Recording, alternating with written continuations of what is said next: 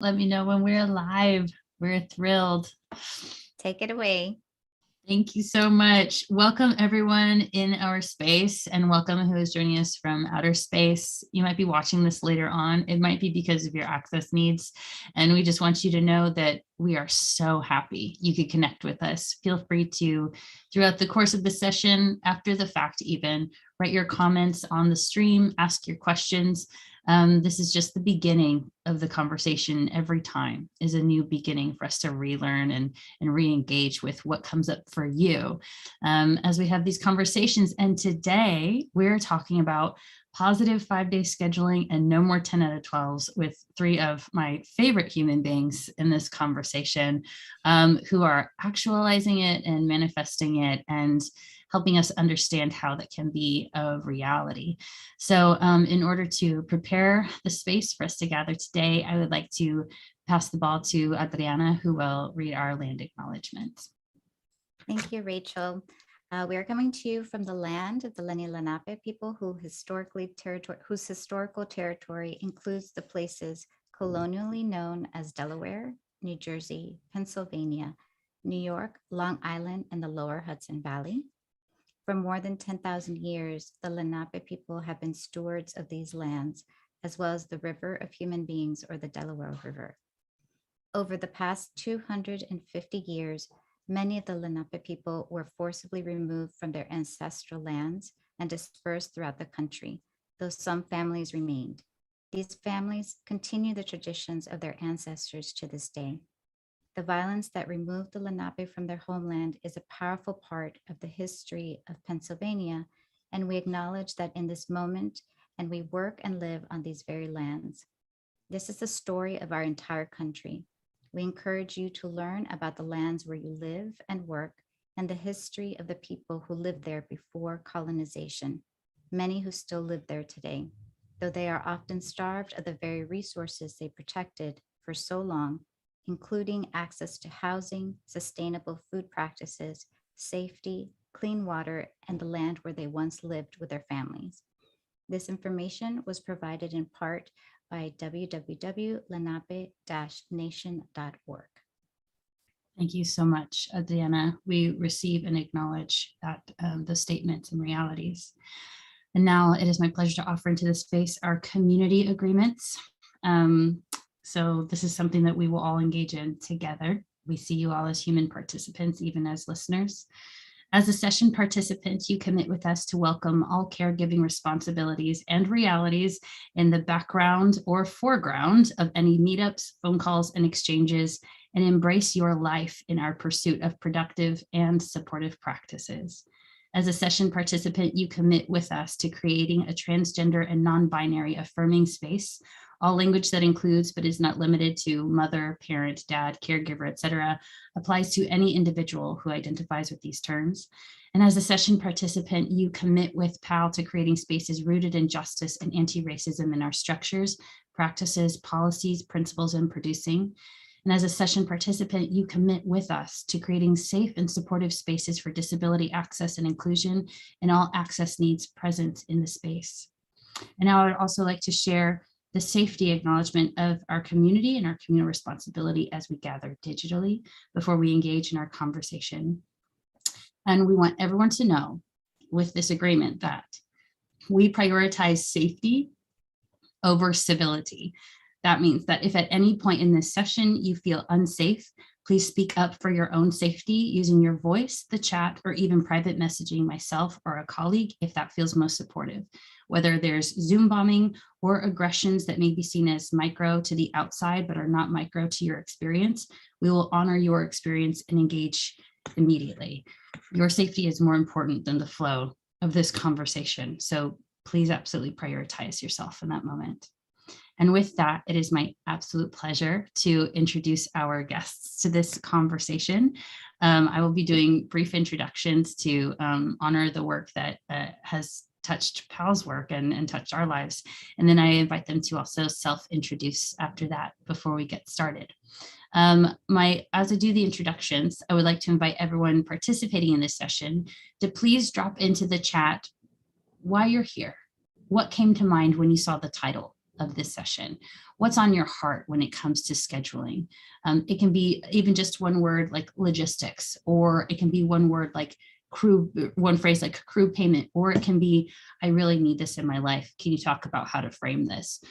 We invite all those questions. If you would like me to read your question anonymously, please share a direct message with me, and I'm happy to be that voice in this space. So populate that chat.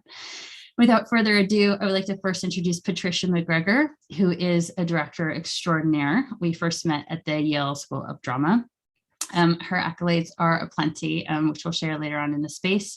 But Patricia, as a director, has effectively executed 5-day rehearsal days. Rehearsal weeks. She has executed Tech Without 10 out of 12s, and is a part of the PAAL advisory board because of her fluency and understanding of this mission and this agenda as being part of labor equity and labor ethics, and how we can all engage in a workplace that honors its artists and contributors. So Patricia, thank you so much for being here. Thank you for having me, and thank you for the work you do. No, likewise. And next, Clint Ramos, who is a designer extraordinaire as well, who congratulations on the opening of Slave Play recently, both you and Lindsay. The reopening, I should say. Clint is also a part of the collective design action that is advocating for more equitable, anti-racist, and humane spaces. I believe it applies to all disciplines, but it is engaging with the lived experiences of designers in the workplace. So Clint, thank you so much for being here. It's an absolute pleasure. Thank you. And yes, I echo Patricia. Thank you for all the work that you've been doing in that end. Listen, we can only do this together. PAAL's theme this year is communal change. There is no single person who can enter a space and change it. Enter the space and find your community and then change it together. Yes, Dan. And then my absolute pleasure to introduce Lindsay Jones, designer extraordinaire himself as a sound designer. Probably doesn't want you to know, or does want you to know, used to be an actor. Find his videos online. And some of the funniest Facebook posts, by the way. But in terms of professional credits, also congratulations on the reopening of Slave Play on Broadway. And thank you for starting No More 10 out of 12s, which is a national cohort that is directly engaging with eliminating the 10 out of 12s as practice in our tech weeks, and encouraging folks to find productive ways to bring the 5-day rehearsal week into reality, into the regular standard. The trajectory has been incredible, how this movement has grown in terms of its surveys, its lists of theaters who are actively engaging. At PAAL, we always say we don't talk in hypotheticals or theories, we talk in actuals. And No More 10 out of 12s, we'll drop the website in the chat, is gathering those actuals, the theaters who are putting into practice. So Lindsay, thank you so much for being here. Thank you for having me. And I also want to, echo Clint and Patricia that I'm so grateful for you. I feel like I learn so much every single time I'm in a room with you. So thank you for everything that you bring to all of us. A pleasure. That's what these rooms are for. And I just want to invite everyone on the chat too. We release our facilitators from having all the answers. We also release you from having all the questions. We're going to learn in this space. It's part of emergent strategy, right? That we're going to find the conversation in this room that only the folks in this room can have. And thank you so much for our questions that are starting off. I would like to start with the few questions I have for our speakers, but then we're going to dive in there. So just to start off with, Patricia, my question to introduce for you is, could you just share your early relationship with 5-day rehearsal week, 10 out of 12s, your connection to your mother as an activist, which anytime we can bring intergenerational realities in, I'm so excited about, and then where you are now with your understanding of what it is, just like your timeline with this practice. Sure. So I may root it in my mom first, in that my mom was an art teacher. She was a painter and art teacher and a union worker. And so many of my earliest memories are being like dressing up, my sister and I performing on picket lines at our school for better practices. And early on, maybe more around middle school, but the idea that the Fair Labor Standards Act happened in 1940, Congress passed around middle school, 40-hour, but the idea that there's There's a little echo. Did you all hear We might that? have someone joining who's on double Zooms. That's Oh, okay. amazing. That's all right. Just go ahead and hit twice. Yeah. The idea that the 40-hour work week, and even, it was interesting to hear Andrew Yang even question, like, maybe we should be at the 4 day instead of 5 day. Anyhow, all of those, before I thought about it in terms of leadership, best practices, it just felt like, well, this is the baseline that at least Congress has agreed to, with a lot of work starting back in 1866. And I'm sure before that, right? So like there has been a lot of people talk about, oh, this is so new. And I'm like, no, there's been an avalanche of people fighting for this and suffering against it for a long period of time. And that idea and the idea of collective action, really is rooted in my mom's idea of what are best practices just across the board in education, in arts. So whenever she saw me in practices that were, pushing against that, she would say, okay, well, it's a choice. It's a choice, but just know you all are making a choice. And I think that idea that we often inherit practices and we think that's just the way it is, but really being able to call into action that it's a choice. So I've always thought, well, as a workaholic person as well, and as a person who's inherited a culture that is kind of, you've got to prove yourself, and everybody wants to have the best work. It was really in grad school I started to think about what are the parameters. We started to feel the fraying edges. I started to see people very frayed by what was not chosen, because I know sometimes you might choose to do something at midnight, with a collective of people, and that feels like a slightly separate thing. But what is demanded of you to participate? What hours are demanded? What is, to participate? And so back then, I remember Nundamiso Tembe and I, her parents are arts leaders in South Africa. And she said, you all should start advocating. Why are you, can you have 5-day school weeks instead of 6-day school weeks? What is the value? How do you, what is the cost value analysis of this? And, tragically, around the time where we were advocating for looking at best practices, we had a student who died in a load-in that may have been completely, it might have been a freak accident that had nothing to do with anything that we could prevent. And also it was at a time where we were not within a 40-hour work week. And he was a brilliant, Pierre Salim, he was a very dear friend of mine. And I feel like that moment galvanized these things that I've been thinking about and I've been getting a lot of pushback on, but like, we have to work under best practices, because the consequences can be grave, emotionally, physically, in every kind of way. So that really lit a fire under that for me.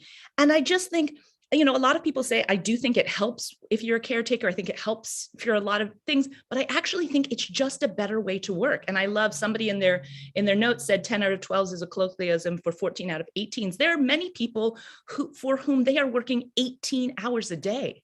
We are trying to do work that illuminates humanity, that hopefully moves us towards a better way of being. And yet we work against that so often. And I have, what I love about the work that you're doing and these collaborators here is I do feel like we're working more collectively, because I've been in a lot of spaces where I've gotten such major resistance and such major call out, like, you're such a troublemaker for banging the pan on this. What's so exciting to me is it feels like now there's a collective wave, and this thing that felt like it was an outlier, this idea of 5-day work weeks or no 10 out of 12s, it feels like it's now centering in the conversation, which is so exciting, because then I think we get to collectively move that thing forward. And it's not about an individual radical thought. It's about, this is the best practice, and we just have to create the new way. And anyhow, there's a lot I could say about it, but I hope I answered what you asked. Yes, and more. Yes, and more. And I feel like the head nods I'm seeing and feeling in the activity in the chat is just evidence of that. Just to uplift some takeaways there. This idea of there has been an avalanche toward this for a very long time. And so, the nervousness of that anyone would feel of like, oh, we'll have to invent ways of doing this. Is like, no, we just have to listen and research folks who have been doing this and be willing learners and be willing students of what a new way can be. And then this beautiful offering of we inherit our practices.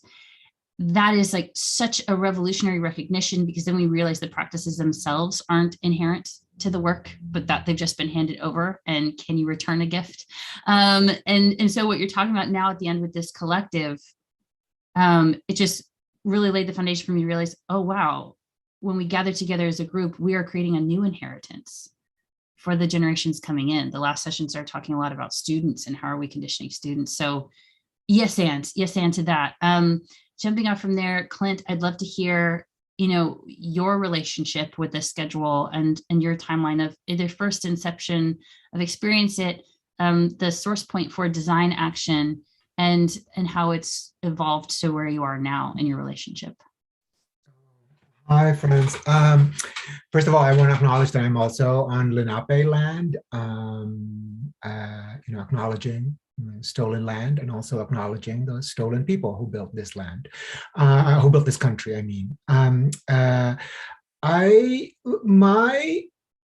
It's funny, I just thought about like what I just said. I think I think it is a legacy of capitalism, and this is the legacy of America, right? Like, I think there's no other sort of metaphor for America than the American theater. I think, that's more effective in a way of like looking at it, right? Like the way we've contorted ourselves into convincing ourselves that these are actually, that these are noble, that these practices are noble, that it is a higher goal, because for some reason we are actually doing something that is close to something divine. We are not, we are workers. And that's why I always want to say, oh, we're artists, but I want to ground us in saying that we are actually workers. We are talking about labor practices. We are workers, right? My relationship to this schedule has always been like everybody's schedule, but I think for me, I come from an immigrant background. I'm an immigrant to this country. And particularly with, I'm from the Philippines, and I know a lot of like Filipino immigrants here are, the relationship to this country is work, right? But in that, like, there's always an inculcated culture that all you need to do is really keep your head down and work. Don't complain, keep your head down and work, and you will get what you want, right? But I think part of that has been cultural. And then when I moved here, right, so I come into this country thinking this and like, being inculcated this, even in the motherland, right, which had been an American colony for a long time. And then you come into this country, and then I work for a lot of Black folk who basically tell me, no, you got to work twice as hard. Right. And I believe that. And because it is true, right? It is true. And it is, so all of this comes to, it collides, in this kind of, this feeling of like, I can't say anything about this. I really can't. This is just the culture. This is, if I want to be part of this community, of which I get a lot of satisfaction, not only sort of like just work-wise, but a community. Like, I get to actually commune with people who think the same way as I do, who believe in the same politics as I do, or at least they do, they declare it, and who actually are, who want to solve problems the way I want to solve problems. Then that's the price I have to pay. Right. This is the price for community. And I think that's the thing that I think we have to slowly dismantle. Right. And I just have to say that I think, thank God for Lindsay. Right. Because, and this is sort of a double-edged sword, right? Because up until like white men were starting to say shit about this, we were just troublemakers. Just keeping it real. We were just troublemakers, right? Outliers, complaining, not grateful, ingrates. Right. And so, I come at this whole thing with a lot of rage. Straight up, a lot of rage. And I am most effective when I disrupt, and so that's, to me, it really drove home the point, right? When after we see you had written out the demands, and I was having a conversation with Rihanna Yazi, who runs New Native Theater.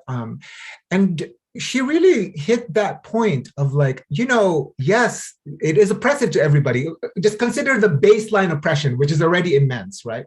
But when you think about Native people, people who are recovering from genocide, and you are asking them to literally participate in working conditions that do not promote family, then what are we actually doing? It is not benign. It's not like, oh, you can choose not to or do it, because I hear this rhetoric right now, right? I hear this whole rhetoric that's happening in theaters right now, where it's like, well, you can choose the 5-day work week, or you can choose this. These are what institutions are doing right now. But I want to ask these institutions, are you actually considering the power dynamics of who's asking these questions? What are you going to do to these actors who want to succeed, to these designers who want to succeed, to these directors who want to succeed, and just say, hey, choose. This is what we've always done, and this is what the institution knows best to do. Or do you want to do the other way? What do you think they'll say?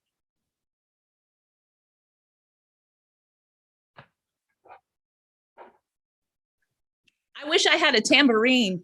I wish I had a tambourine. I'm just saying, we've been saying this for a long ass time. It's too much. I mean, we can even get okay, Linz, say something. Yeah, no, yes, I will throw the ball to you, Lindsay. I just want to uplift. Because we don't have to do sharp cutoffs. Like, yes, and PAAL's opening session was on BIPOC leaders and a legacy of care, because we've been lied to about all our equity work the whole time. When it comes to childcare funds aren't sustainable, you can't bring children into the space, et cetera, we're like, oh no, white supremacy centered organizations don't know how to do it, but there are BIPOC leaders who have been doing it for decades, who have been doing it forever, who live as modeled examples, but that looks like an outlier and revolutionary because they're not centered, and I just want to honor that. Yeah, I keep on going back to what Nicole Hannah-Jones, there was a great conversation that Nicole Hannah-Jones and Ta-Nehisi Coates were having, right? And it was really about like how we formed this country, right? Like, how did we form this country, and and in that sort of the way we actually approach work, the way we actually approach sustenance, and the way the way it's been legislated, right? And for 12 straight presidencies, all of those presidents actually were full-time slave owners. Yeah. They weren't part-time moonlighting as slave owners, they were slave owners, right? And in the formulation of all of these things, right, while they were, what allowed them to conjure up these ideals in their drawing rooms was the idea that they were being sustained by a labor force that was separated from them, right? And how are we different? How are we different in the American theater? Mm-hmm. When our leaders are actually on location, whether that's in their offices or somebody, you know what I mean? Like, how are we different? Yes, and 100%. And I also want to lift up your point. So important in all of these conversations, all of our equity conversations about the power dynamic. Just this last fall, to share like how it plays out, and for everyone on the call and everyone listening, if you are an individual seeking employment, for you to identify it, and if you are a leader, for you to eliminate it. But this idea of optional access is such a fallacy. I had a conversation this last fall with someone when I was talking about lactation space. They said, oh no, we have a fantastic lactation space. And I said, well, how do people know? Because part of access is being forward facing with your commitment to it. And I was offered that when people ask for it, they can receive it. And we'll just know when someone is pregnant. And the way that centers people who are safe enough in the space to even say they have an access need. We are putting the obligation, when you put the obligation on the person with the access need to ask for access, it is not equity. It might not even be legal in some points. But this idea of, if you are the institution, we talk at PAAL about identifying where you are on the power dynamic vertical and where you are on the discrimination horizontal axis. And the higher up you are and the further you are toward privilege, that's how much responsibility you have to create the access, to self-educate, the further toward discrimination potential you are, and the lower you are in the power dynamic, you're the one with the greatest risk and fewer resources, who should be approached more about all the assets and access that we have. So if you're going to do no more 10 out of 12s, if you're going to do a 5-day work week, then do it and commit to it and hold yourself accountable, not the people who have to seek employment from you. And on that, I'd love to throw the ball to Lindsay. Talk to us. Tell us about your personal trajectory with this movement and this passion, and where it started or how it formed, and where you are now. So yes, I feel a lot of pressure to follow these two people who are just absolutely incredible. I do think it's important for me to acknowledge that my journey on this is a learning journey, and that I have definitely been navigating my own position in white supremacy and privilege in terms of exploring the situation.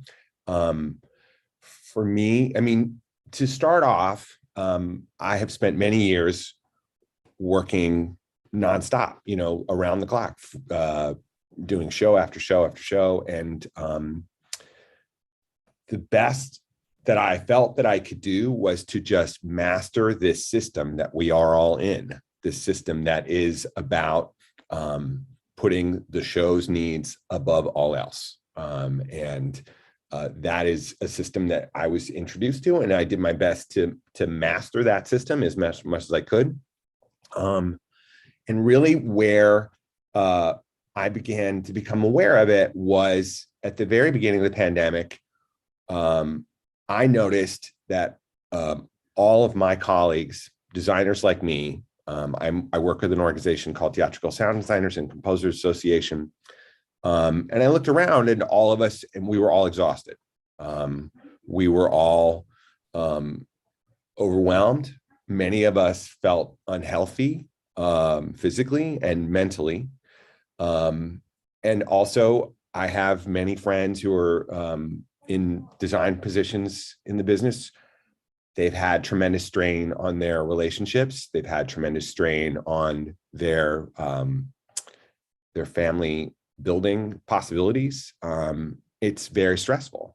And so I introduced the idea of, like, what if we came up with a way to sort of discuss self-care for the designer, of trying to figure out how we could do that. And really, it became clear almost immediately that self-care is almost impossible in the current system of 6-day work weeks and 10 out of 12s. Like, you have no time for self-care. You have no ability physically to create that. So that's sort of the impetus that really got us thinking about it. And then thankfully, we see White American Theater came out with their list of demands, where they placed it as a priority. And I look at those lists of demands as a tremendous gift to all of us, for us to really stop and think carefully about what have we been doing, how can we do it better, just from its basest form. And as I began to explore this more and be inspired by that document, the coalition of No More 10 out of 12 started to sort of form from that. I have been so lucky to be in conversations with people like Clint and Patricia and others who have been gracious enough to give us their labor in explaining the positions of how it is exceptionally hard on BIPOC communities, and how it is exceptionally hard for caregiver communities and parents, things like that. Things that I have known as a parent myself in a tangential way, but to receive again and again firsthand testimony and experience from those who have had a different path than me, because I am, a cisgendered white male at the end of the day. And my experience, I didn't know all these things. I am so grateful to have had the opportunity to learn.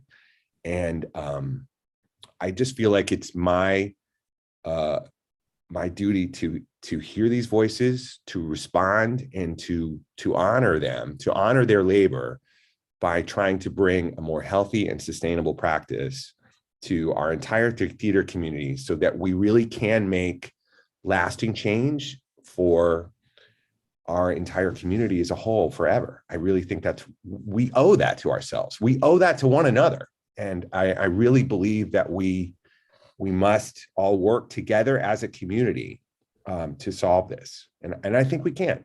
I think it's really going well, and I'm really excited about where we are with this. Yeah, absolutely. So that's my follow-up is I love that you identified being on a learning journey. I think that a lot of folks on this call and maybe even folks watching the stream, that's okay to acknowledge for yourself too. You may not be at the point of like experience. You may be, I have my own kindness to baby Rachel, really misunderstood the assignment story that I will share, confession, where it's okay to be kind to yourself that you did not know or do not know. But the question is, are you learning? What are you doing with the learning? And that's my question for you, Lindsay. I want to hear about no more 10 out of 12s. What have you done with your learning now? And where's the cohort and what is the cohort? Well, okay. So that part is really exciting. I mean, that is the part I'm super, super excited about. Just to talk briefly about the journey of no more 10 out of 12s, what happened was initially we began as a sort of a collective of designers, just as a starting place. We almost immediately reached out to stage managers. We found directors, actors, producers, production managers. We wanted to try and find as many different parts of the industry as we could to have everyone work together so that we could all have a sort of universal perspective of how these practices affect people within their individual job tracks inside of theater. We then began collecting data and research. We invited several health and safety experts into our group who have been able to inform us with all sorts of information. And then we created a website, which you can check out now. It's nomore10out12s.com. And there is all kinds of information on exactly the data of why 10 out of 12s and 6-day rehearsal weeks are harmful from a health perspective, from a safety perspective, from a respect and a fairness and equality perspective. All of those things are really important. They're laid out there. And then from there, we started to collect people's individual experiences through our petition and through our survey to try and understand people's things. And from there, we've begun to sort of branch out and say, okay, let's take all this stuff that we've learned. Let's share this with as many people as possible. Let's get this conversation started. Find a friend and sit down with them and say, I know you don't like having to do these 10 out of 12s. Here are some helpful reasons for you to understand why you don't like them, as opposed to just somehow you're lazy or you don't want to work hard. Because I've never met a single person working in theater who doesn't want to work hard. We all come to this life with a tremendous amount of passion and a tremendous amount of ambition. And we understand theater is not an easy thing to make a living in, from its basis thing, but it does not have to be exploitative. It does not have to be anti-family. It does not have to be anti-BIPOC. It does not have to be anti-disabled. There's so many things it doesn't have to be. And by having these conversations, allowing people the ability to reflect on what these potential changes could mean, it's been so exciting to just watch light bulb after light bulb after light bulb turn on for people who say, I can make a difference. I want to start this. And so that has been our journey. And where we are right now is we have over 125 theatrical institutions who have made the commitment to either no more 10 out of 12s or 6-day work weeks. We're continuing to add people to that list all the time. You can see that list on our solutions page of nomore10out12s.com. And we're continuing to push. And we want to be available as a resource for people to ask questions and try to understand how they can make these changes. Because I think the hardest part is saying yes. Everything after that is totally manageable. And we want to help people learn how to say yes. 100%. I absolutely agree. Perfect transition actually to the chat, because y'all are sharing some great stuff here. Thank you so much. And I'm gonna throw the ball to you all, and then I'll queue up the next question. Thank you from Rebecca. I'm here because San Francisco Shakes has been actively humanizing rehearsal schedules since 2018, choosing a 5-day schedule and no 10 and 12 since 2020. I want to hear from others who are doing this and what best practices they've found, especially for directors, designers, stage managers, and others, since much of the focus has been on actors. And I'd love to refine that even further, Rebecca, if that's okay. Because Lindsay, let's just dive in. Could you just share briefly before we jump to the next question about your thoughts on centering crew and designers and folks who live in techs, and how to make sure that the practice of just eliminating 10 or 12 centers the folks who need it? Absolutely. So yes, as it has already been pointed out in the chat, and thank you to those who have said that, a 10 out of 12, essentially, just to break it down, is a requirement from Actors Equity Association that is for actors and stage managers only, that they work a maximum of 10 hours in a day out of a 12-hour span. That is currently the only theater union that has any type of mandate on how long a worker can work in a day. So for example, in my union, United Scenic Artists, I have no limit on how many hours I can work in a given workday, or how many days in a row I can work. The same is true for those in stagehands who are in IATSE, and many other unions that are not Actors Equity. They all have no limits. So as a result, a 10 out of 12 day that we know the actors are working can frequently mean a 16 to 18 hour day for those who are working 4 hours before the actors arrive doing notes, and frequently several hours after the actors leave at night, which is a completely unsustainable way of living. You can't really do that for that long. And I think Clint said this earlier, we're not any greater humans. We're mortals like everyone else.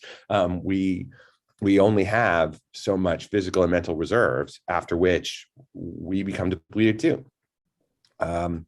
So by reducing 10 out of 12s to a lower number, what we're basically doing is taking those folks who work those 18-hour days, and we're lessening those hours, hopefully by at least 2 hours. That's our start.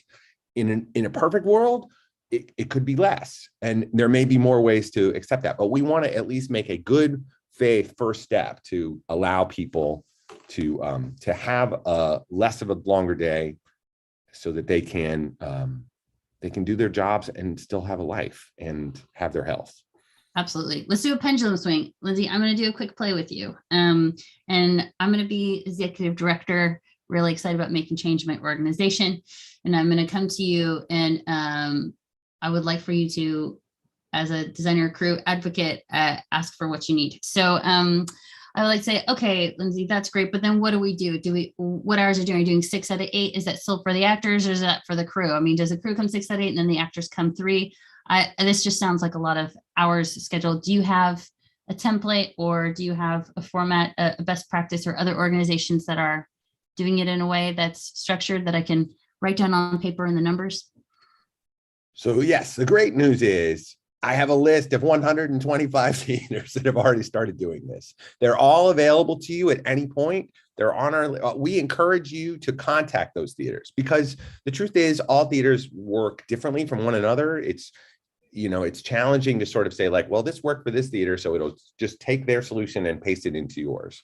Every theater seems to have a different culture, seems to have a different corporate structure, but those ideas, they can be shared. And so hopefully by contacting theaters that are on our list and saying, how did you do this? You can gain ideas from that and make your own ideas. 100%. No More 10 out of 12s doesn't necessarily have a specific template that we can hand to say, here's how you solve your problem, American theater. And technically, it's not really our responsibility to do that. We want you to own that solution. We want you, American theater, to make this your priority and make this your solution, because we want you to invest in that solution. If we just hand it to you, there's no way to know for sure how seriously you're going to take it. But if you really put the time and the thought and the effort to explore these things, and we've given you all the resources for you to do that, we believe you're going to come up with not only the best solution for your organization, but the most long-lasting and substantial solution.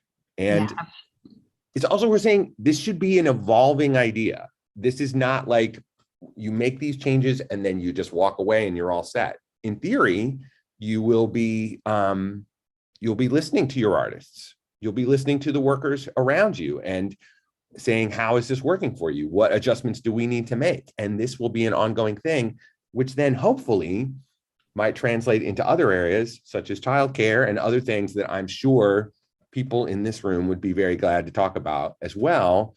The idea of, like, once you start listening to your workers to make it a more beneficial place to work, perhaps there are other changes you can make to make it a sustainable environment over the long term. That's my hope in the future.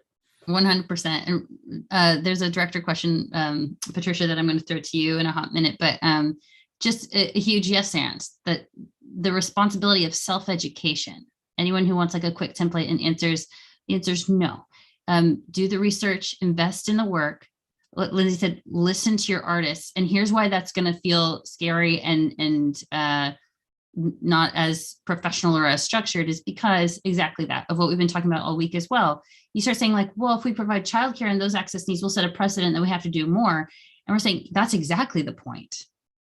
We're not saying here's your one sheet on how to eliminate 10 out of 12s and still come up with a show that people buy tickets for. We're saying, listen to your artists. Here are the resources you need to self-educate.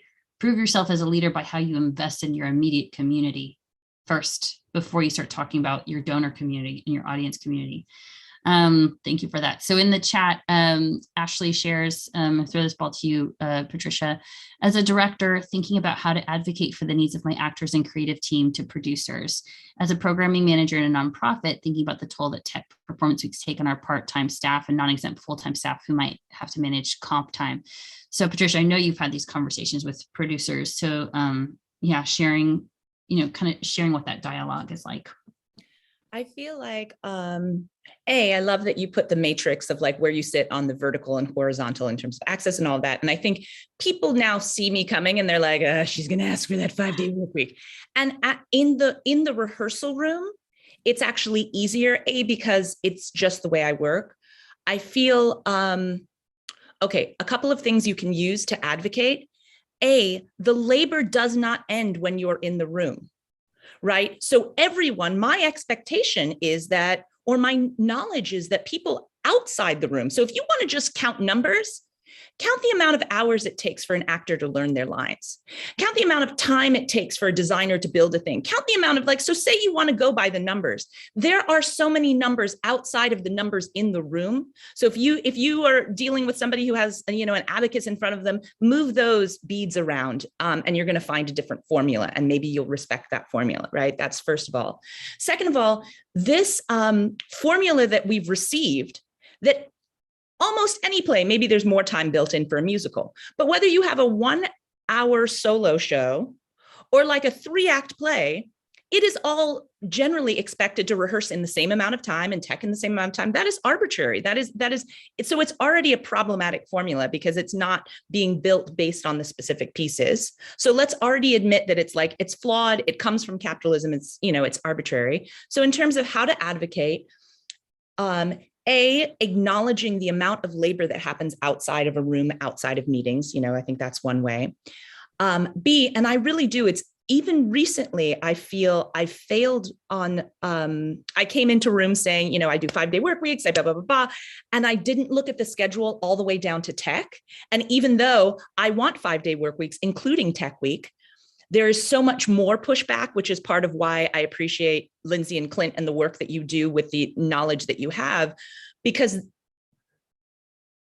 I can control the parameters of my rehearsal room more easily. There are less voices, whereas I've been really pushed very hard back on, where they say, well, we can't do it because of this, we can't do it because of that, you're not going to serve those groups. So I'd say making sure that the holistic conversations, because both are important to me, 5-day work weeks, 10 out of 12, making sure to like look rigorously at the calendar from toe to top feels really important. And I do think this opt-in option is highly problematic. I think it will, there is an elite club element of what we do. And that elite club element means that even in times where people the hours are problematic, there are a lot of people who can buy their way out of some of the levels of discomfort, right? There are people who can have like full-time nannies, and this person's going to do this, and I can Uber that. And that just reinforces this culture of elitism, which is also reinforces white supremacy, which also reinforces patriarchy. So I think if you really look at what are your core values, if you really value these things, you have to undo the system that you've inherited. And you have to acknowledge the amount of labor. Thank you, Clint, for centering this idea in that we are workers. You have to acknowledge the work that is happening radically. And still, even as I advocate for these things, I usually wake up at 2 a.m. From 2 to 4, I do work. I started to just send the emails at 2 a.m. because I was like, I actually want you all to know that in order for me to do this work, I have to be up at 2 a.m. to make that thing happen. So it's okay that you're actually seeing my labor, my outside of the traditional rehearsal room labor. So I think ways in which we acknowledge that, and ways in which we really, and it's hard because I want to be as gracious as I can.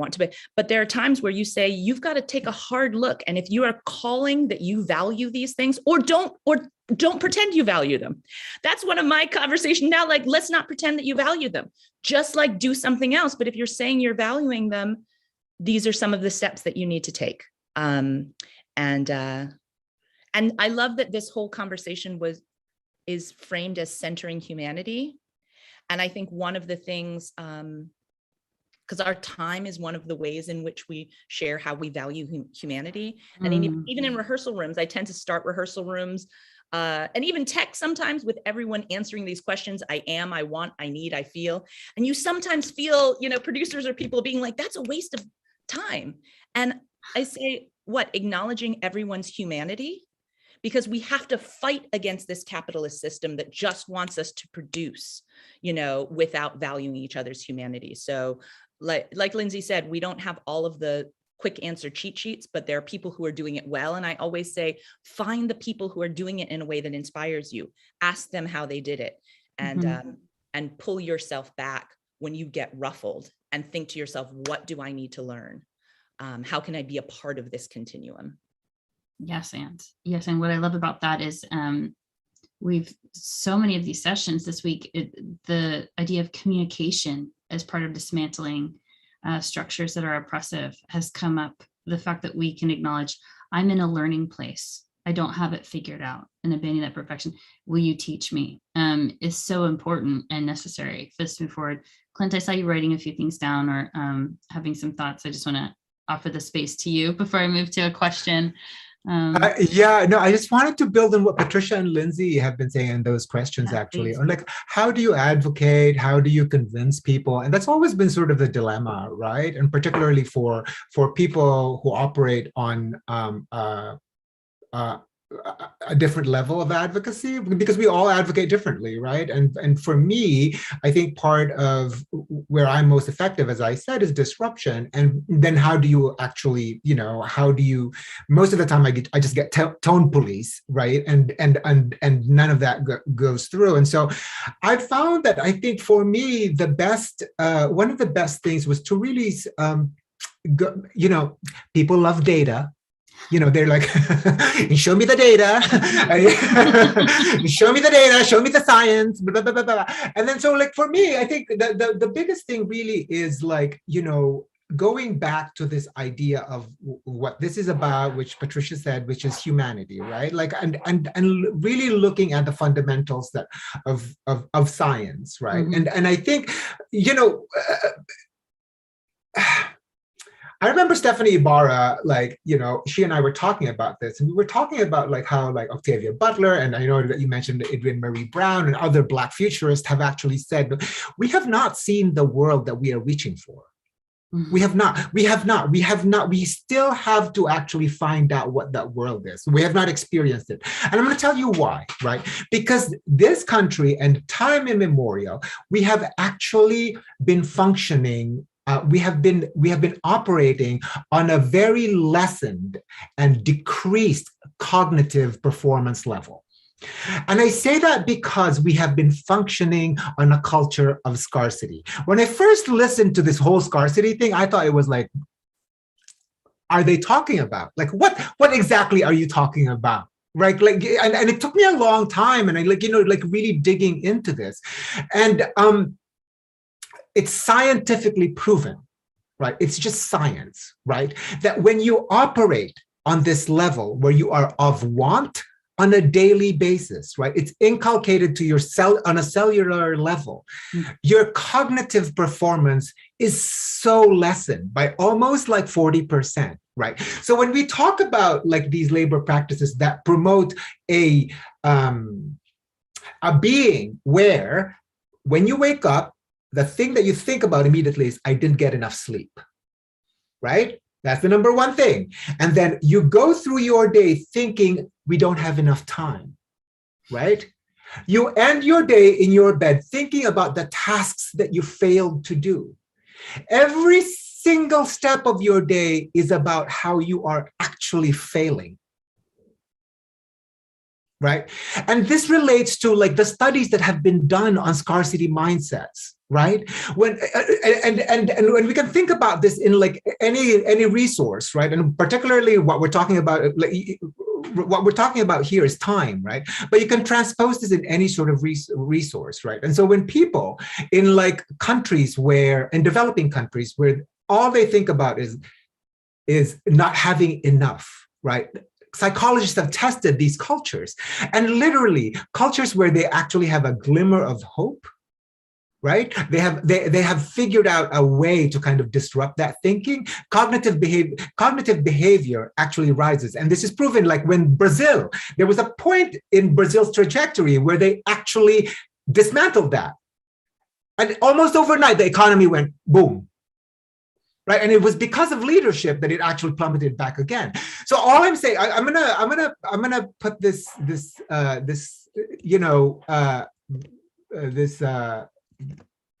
study in the chat, right? And so we have to really think about it scientifically, right? We have been functioning in this country on that level. But when we look at our resource, i.e. time, right? Rehearsal time, tech time, production time, when we really look at it as just time that we have as opposed to not enough time, we have not imagined how a fully functioning cognitive performance being actually could solve these problems, could actually create art in a way that we've never seen before. We've not imagined that. We've not experienced it because it is not in our psyche. We actually don't know what that is. Can you imagine? Can you imagine just creating art fully 100% loaded? I cannot, that to me is profound. Yes. I just want to build on something that Clint is saying, which I think is so important and so inspiring, which is we're no longer talking about the theoretical anymore. We're not talking about like if A plus B equals C. Like it's not, we're talking about the honest truth of what's happening in this moment. If you look at what's currently taking place in the American theater right now, we are looking at a labor shortage. It is a real thing where people left theater during the pandemic and they will not be returning. And in many cases, they left for better working conditions. I mean, it's as simple as that. And when now we are looking for labor in theater, particularly in the technical end of the field, it's a real struggle to find those people. They're just not, they're not there as much as they used to be. And we as we as an working environment now have got to look at ways to be competitive. We have to look at how we can lure workers to our environment. We can't just take it that, hey, we're in show business and everybody wants to be in show business, so therefore we never have to worry about taking care of people. We're learning the hard lesson right now in this moment, which is that we must do this for our survival as an institution. This isn't just about like doing the right thing, although God willing, I would love for everybody just to do things because it's the right thing. But let's say you're not interested in doing the right thing. Even if you're not, you still have to do this, because otherwise down the road, we're going to be in trouble. We're going to, theater makers are going to, generation's going to age out, and there's not going to be another generation to replace them in the same way. And then you think you're going to have to make financial adjustments now. Just wait. You'll find out how you're going to have to make adjustments in a really difficult and unfriendly way. And you have the opportunity now to work together as a team. So take advantage of things like the article that Clint has posted is a fantastic article on really understanding why these changes have got to be made right now. Don't wait, because we need this next generation of theater makers, and we need to bring them in, and rather than tell them that they either have to accept it or leave, because they'll leave. And then where are we? I want to co-sign on what's been said. I also want to pause myself back and acknowledge that I'm on the Kumeyaay land in San Diego. I feel like often we rush forward and we miss the most important thing. So I will acknowledge that I rushed forward and missed the most important thing. So I want to start with that. I want to also call out that often this idea of equity and excellence are pitted against each other. And I want to put an example, and it makes sense in some ways why this example is here because of who was in the room. So I had an assistant director who came to see this production of Hamlet I did at the Public, touring production. And he said, what happened? What was the drama? What was the thing that made that thing so big, good? That thing was good. What happened? Which is the inherited culture of like hazing, and that something terrible had to have happened to make that right. At that time, Stephanie Ibarra was the head of the mobile unit. And Stephanie, and after a long time of working with Oscar and the things that Stephanie was advocating for and many people were advocating for, she just said, what do you need? I said, I'm going to do 5-day work weeks. I want to do this. I want to do that. And they said, great. The amount of love, I often say rigor and love, that's how I want to work, is rigor and love. The show was excellent because equity was centered. Yes, people were excellent. Chakuti was excellent, all that. But we had such a joyful time and worked so hard and made this beautiful thing that was centered in all the best practices we could think of, and continued best practices that we couldn't even think of. Like I see Garlia is, on this call. And I remember when I was working on the mobile this summer, she said, Patricia, you didn't, we have care. We have childcare. We have care, to center it in some of this PAAL stuff. I know I've inherited trauma about what so many people said, listen, you're a female director, like don't talk about having kids, don't talk about any of that stuff. And I've inherited, even as I advocate for all of these things, I've inherited this idea that it's my job, or I had for a long time, to just like suck it up, figure it out, move things forward. And it's in these, I've found that in these spaces where best practices are really put in, the work can be excellent and sustainable, and a space, to Lindsay's point, where people want to be, and a space where more people are allowed to show up.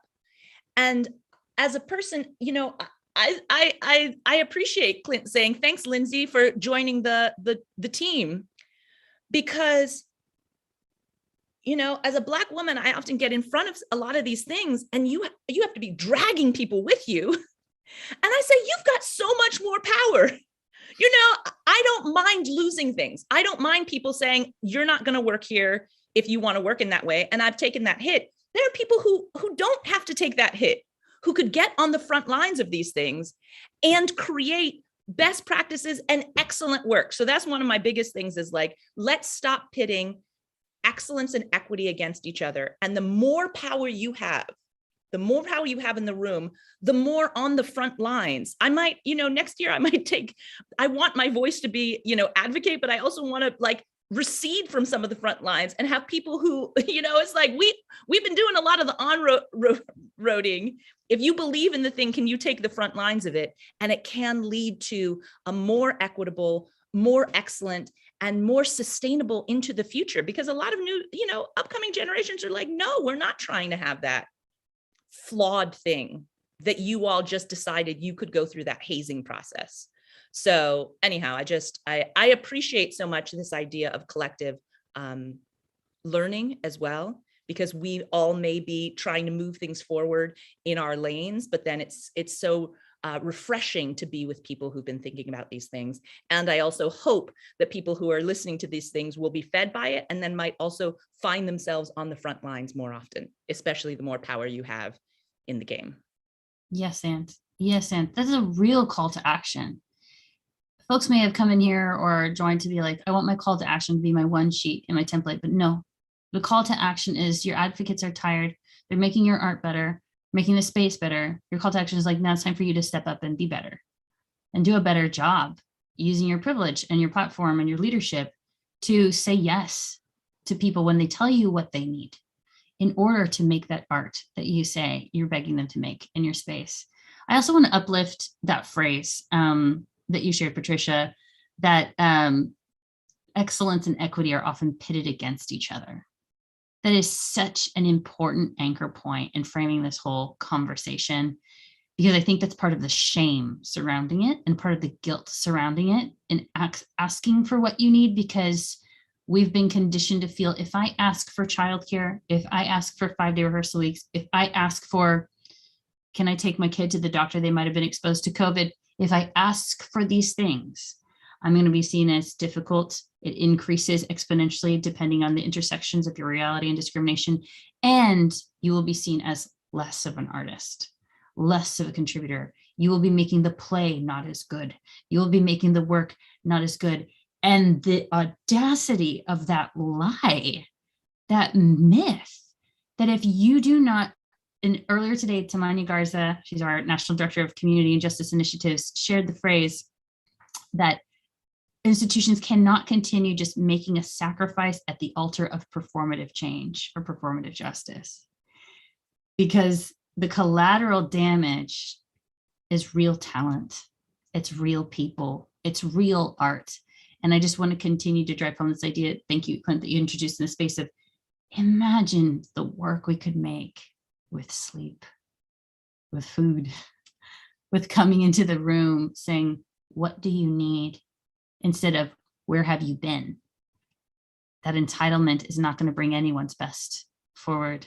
Clint, feel free to jump in. I also have some questions we can try to get to in the chat. Thank you all again for being so engaged here. Yes. This is a question from Facebook. I love all my design opportunities, but logistics, and this kind of harkens a bit. I'll do a comment and then pass on to anyone who wants to answer, but I love all my design opportunities, but logistics, too much work, needing it all to make a living. I'm a freelance designer, adjunct professor, working at multiple schools and community theater, not enough time to see my kids. I would love a 40-hour week job with reasonable hours, still making a living and grow my career, but how? And I just want to offer that, like, so much of this is centered around this idea of this reality of exhaustion that you introduced in space too, Patricia, of, yeah, how can we all gather together for, let's say, this one comment on Facebook? If all of us became advocates together, we wouldn't exhaust our advocates who are making change, and we wouldn't lose the people who are asking this question on Facebook. So yeah, what is your response when someone comes to you and says, in this present moment, in this time of change, I want to make a living and grow my career, but how? What is the offering that we can make to these folks?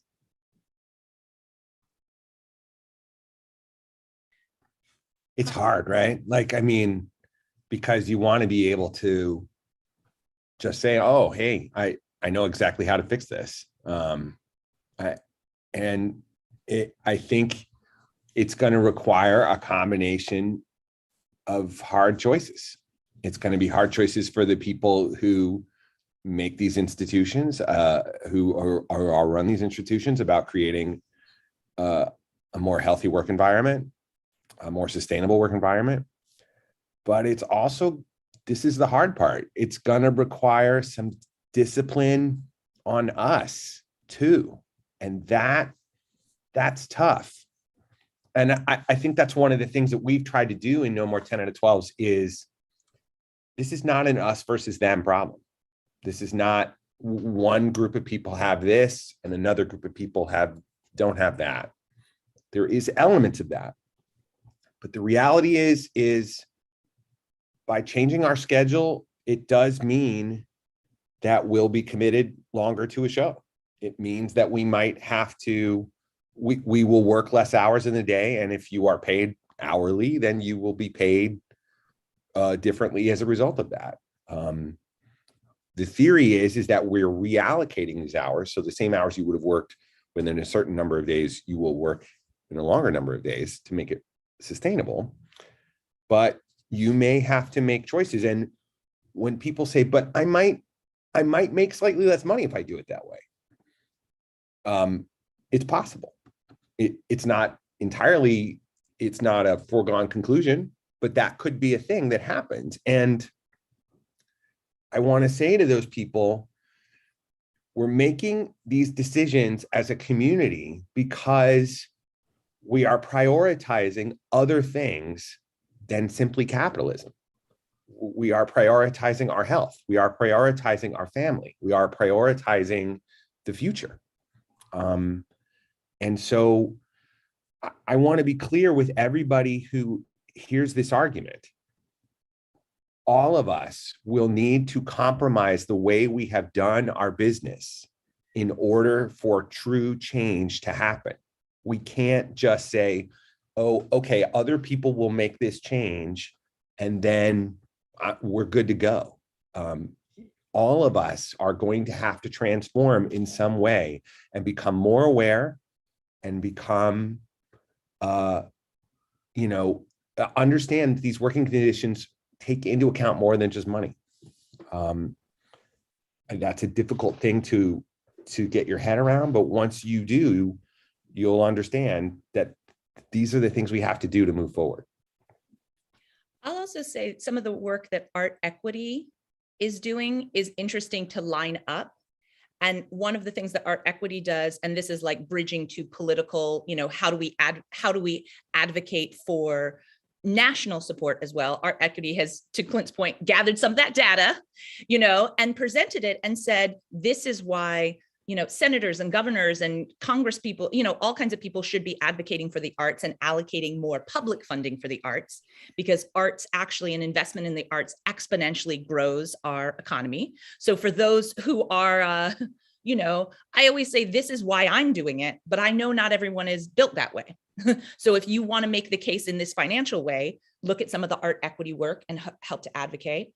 I also have to say, I was sustained, there was a Van Leer Fellowship at Second Stage, which for 2 years paid me $700 a month and then $1,000 a month. And I am here now partly because that sustained me. That was an outside thing, but the organization supported it. So I say for these organizations, because I feel like we are often as individuals trying to figure these things out. And I feel like now is the time more and more that organizations and institutions need, and people with the most power need to be really working hard to figure those things out. I think the distribution of wealth, and whether that's, if we're not growing the wealth that comes in, I think Art Equity is helping to try grow the wealth that's coming in. We've got to look at how these things are distributed. So whether that's like, if we only have this in the pie, what are some of the budgets of how do we value the labor versus just the product? And that is also, let's be clear, some of these folks, artistic directors, executive directors, are making $500,000, $1 million a year. If we are looking at the whole pie, I think everything from how we distribute, what's going to be on the stage, to how we pay each hourly labor, to like, what are the people at the top making? And how we examine all of that so that we can say, how do we want to divide this pie in the most equitable way? And that, my husband always says the budget is a moral document. The numbers don't lie in terms of what you are valuing. And if I look at your budget, I don't need to hear what you say. You are speaking to me very loudly. And I think that awareness is becoming more and more transparent. So I'm like, get it together, people. Absolutely. And we just encourage folks, if you feel safe in a space, please know that it's never have to be a hill that you die on. You do not have to visibly parent or visibly care or visibly advocate if it puts yourself at risk. Please know that you have the right to care for yourself. But if in this space, you're at a point where you cannot continue on that professional path with that organization, we're encouraging folks to say, hey, in order to continue this, I need more support because I love contributing here. What's your caregiver support plan? And we have to keep flipping the script instead of, hey, I've got all these ideas of how you can help me make your organization better. Remember that you're adding value to them by your existence, by your contribution. So say, what is your caregiver support plan? Or how are you engaging with supportive scheduling in this next quarter? Because I know that I have more ways to contribute, but right now your scheduling is prohibitive. Your scheduling, not my access needs, are making my work prohibitive. Your scheduling is making my work prohibitive. The responsibility is on the organization, bringing back that power dynamic. Yes, thank you to both of you. A couple of shout outs in the chat. Apologies for the mispronunciation, and Clint is welcome to correct me, but a shout out from Regina. Yes, Kababayan, Pinksy Pride there. Thank you for representing that, Regina. And then we have some folks here. I think there's a solidarity here about labor and hours between artists and freelancers and those who are working full-time arts admin and positions with producing institutions, disrupting and creating our expectations around scheduling for all of us, really leaning into how we need each other and how we can work to our collective liberation. Yes, thank you so much.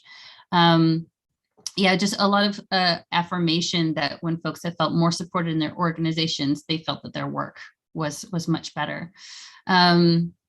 And then there will always be a financial component to this. You're going to have to buy 2 weeks or more tech to your show and pay your artists enough not to have to work 2 other jobs in order to be in your space for that longer time. So the money has to come from somewhere either way. We just had a budgeting session and a fundraising session here at PAAL. And when we're honest, the budget is arbitrary and there's a lot of guesswork that goes into it. So what values are you guessing through? And then when it comes to fundraising, you fill the largeness of the glass that you create.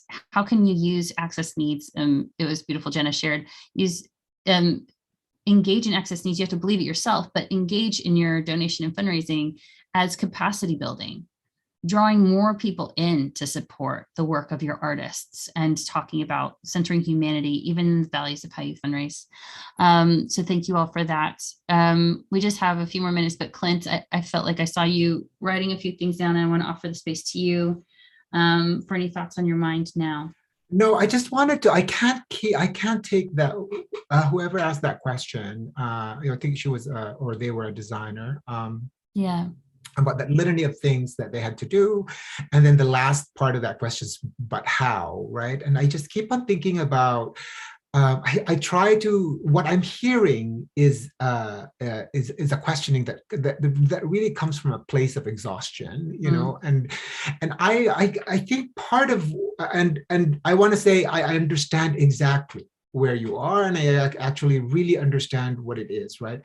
And I want to say that question always lingers, is like, but how? And I don't, and this goes back to my point about this mindset, right? Like we do not have the cognitive capacity yet to answer that question, because it's impossible right now, right?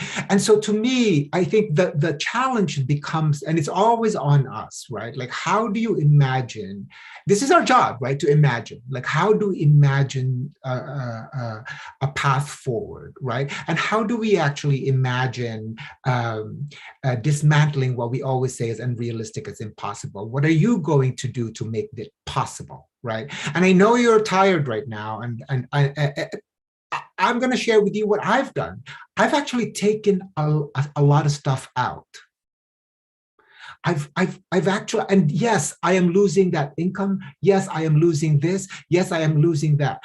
But here's what I've noticed, and I'm hoping that this is true, right? That I'm just not like on this, like, on this trajectory to something that's like not true. But I've noticed that I actually am able to imagine ways to, how do I say this? I've realized that in letting go of a lot of things, I've also let go of the things I thought I needed. And I am, so the amount of things that I want and I thought I needed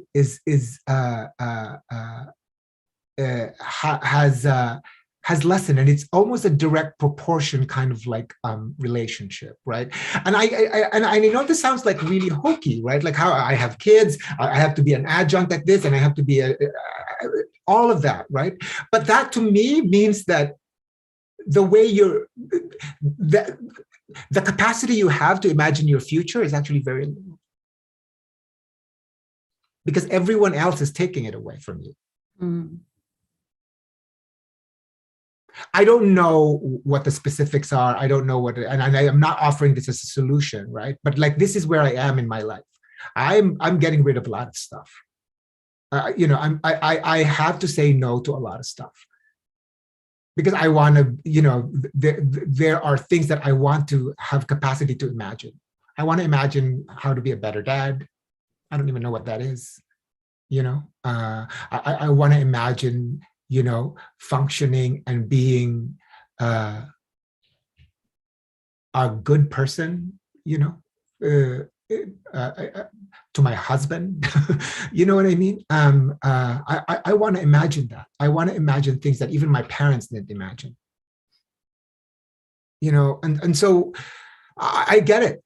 I get it. Like I buck up against the way we're educating theater artists right now. Like I've had a big sort of philosophical shift about that, right? Because right now, basically, we're charging like $80,000 a year in undergrad for theater education. And how are those students actually? How are they not asking? When we say, "Oh, I hate that you're questioning me about monetary value versus education," but what are their choices? They're paying 80 grand a year. Of course, they're going to ask me, and I'm going to be like, and my initial impulse is like, I'm not a customer service representative. But of course, they're going to ask that. We're charging that money. Institutions are charging that money. I mean, that's the same with MFAs. Like, what are we doing? What are we doing? To piggyback on what Clint is saying, I feel like there's the personal look at how I'm engaging, what I value, and I've recently we haven't brought boards into this conversation, and I feel like in many ways, all the way up to like the people who have the final say about what is approved, not just for a moment, but sustainably, are often those boards. And I'm excited about where are the places that are putting the visionaries on those boards, so that everyone from the student that you're talking about, Clint, who's wrestling with how do I deal with this, to the mid-career artist, they are being supported by people with vision all the way up to the boards. There is a radical nature of like, I feel like we are always trying to, from day one, trying to figure out how we make this passionate thing that we're about. How do we make it work? How do we sustain? What do we hold on to? What we let go of?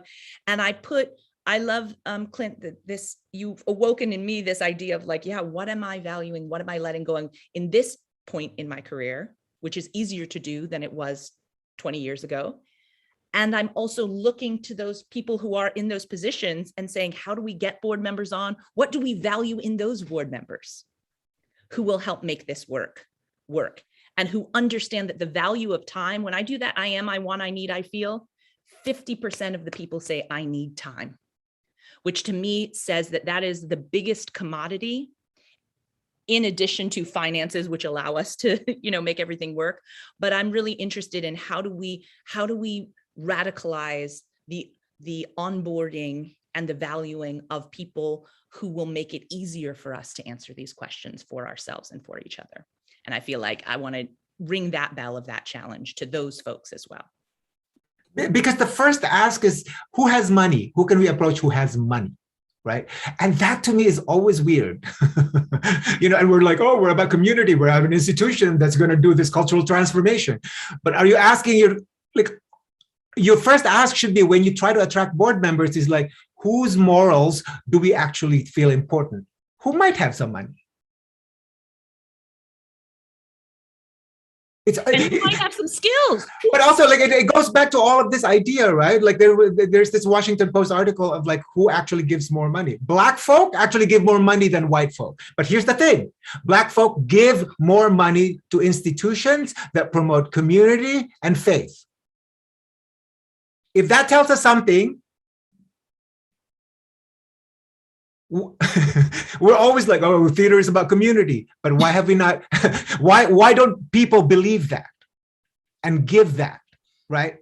When your first asks are to these big sort of conglomerates whose values are actually transparent to us. So you can build another theater? What is it?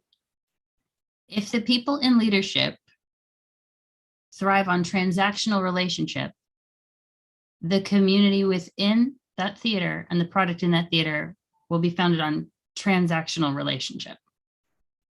There's the formula. It's not an hour's rehearsal formula. That's the formula. I think you all broke something open there. That is going to be sticking with me for a long time. Words came up this morning too, and came up yesterday.